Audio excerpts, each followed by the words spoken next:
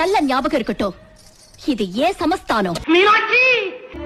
பாண்டிய குல பேரரசி, உலகத்தின் முதல் பெண்ணரசி, மதுரையை ஆளும் மங்கையர்க்கு அரசி, மக்கள் உள்ளமெல்லாம் தொழுவிருக்கும் மனோன்மணி, எம்பெருமாட்டி திருவாலவாய் உடைய அங்கையர் கண்ணி தடாகவை நாச்சியார் பரா